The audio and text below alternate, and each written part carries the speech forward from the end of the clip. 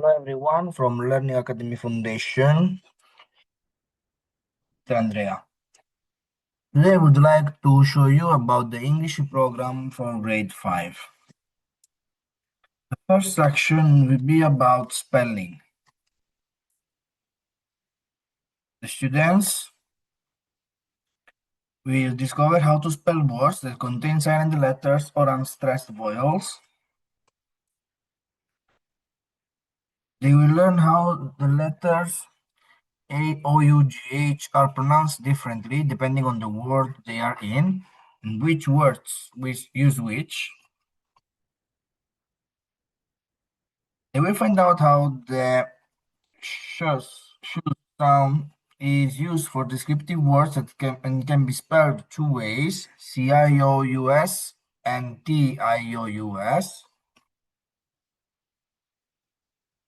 We will see that the shun sound at the end of a word can be spelled in different ways, so they will find out about words ending in shion, shun, shion, and sion.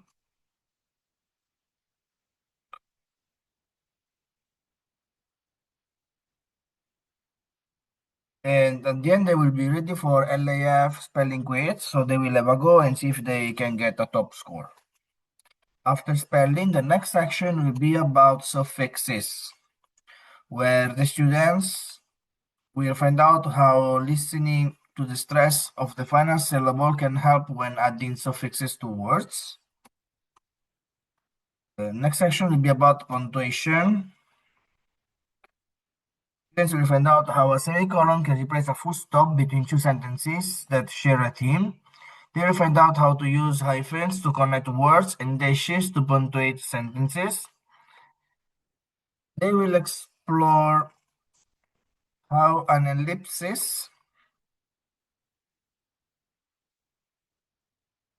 or three dots can be used to create suspense, show words are missing, or show training of the foot.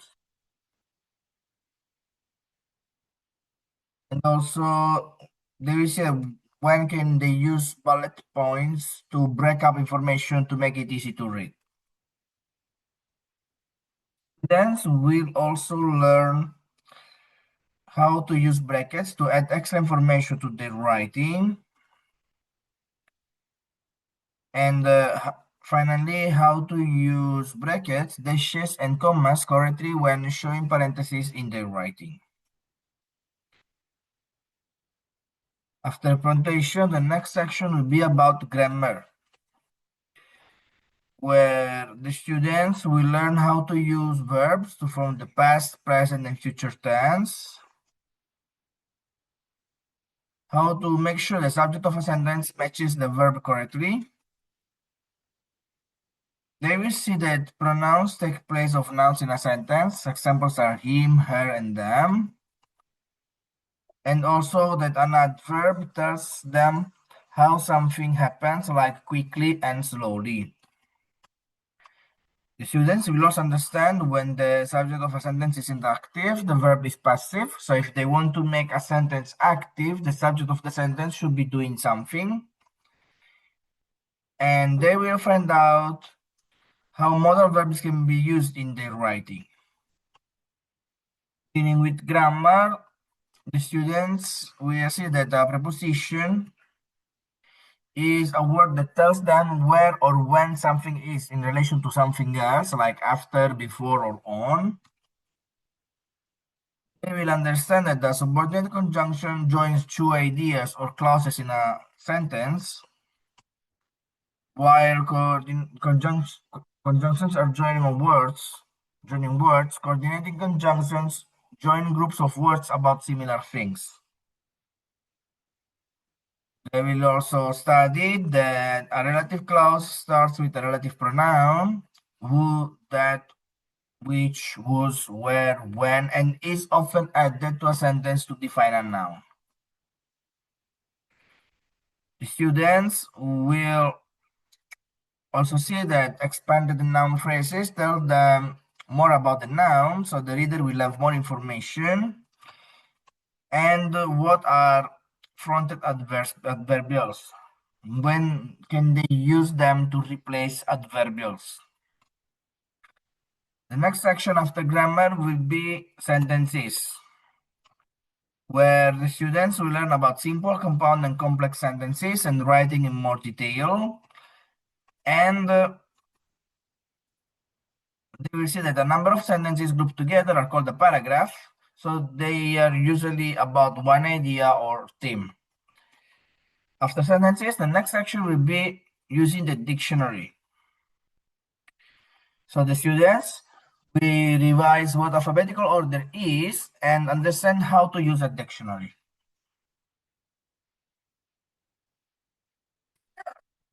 After dictionary, the next section will be about comprehension, where the students will say inference is when they read between the lines and look for clues in a story. They will learn how to discuss and give opinions about books and stories they have read. They will find out how to share their thoughts and feelings about a book and give reasons for their opinions. And also they will explore how to find information quickly in non-fiction books, which are all about facts and are full of useful information. Students will also learn how to find information in texts by skimming and scanning, and how to use context to make predictions. After comprehension, the next section will be about creative writing, where the students will learn how to identify themes in a wide range of stories and how to find out why it's important to check their work for errors. The next section will be about language. The students will see that synonyms. Synonyms are words with the same meaning, while antonyms are words that mean the opposite. So they will find out more. And they will learn how to use figurative language such as hyperbole, smiles, and metaphors effectively. After language, the next session will be about speaking and listening, where the students will learn how to prepare for a debate as well as how to present information effectively. The next session will be non-fiction, where they will learn how to understand the techniques used in persuasive writing and how to give a presentation using charts and graphs. The students will also explore the features of biographies and help with writing a short biography of their own. And they will learn about the difference between a biography and an autobiography. And they will have a go at autobiographical writing themselves. Finally, they will learn how to use evidence they have research to support their opinions when writing or speaking. The next section will be about fiction, where the students will say that myths are created by early civilizations to make sense of the world around them, and they will find out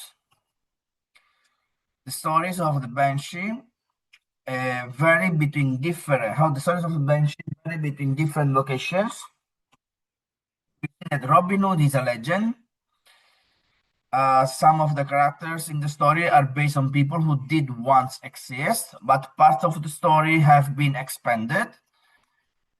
And finally, they will see that myths are magical tales with hidden meaning, like the Fountain of Youth. After fiction, the next section will be about poems, where the students will see that the first, second, and fifth lines of a limerick rhyme. The same goes for the third and fourth lines.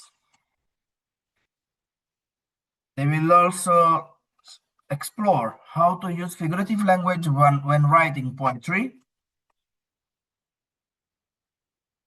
and rhyme and read and create a poem for their own.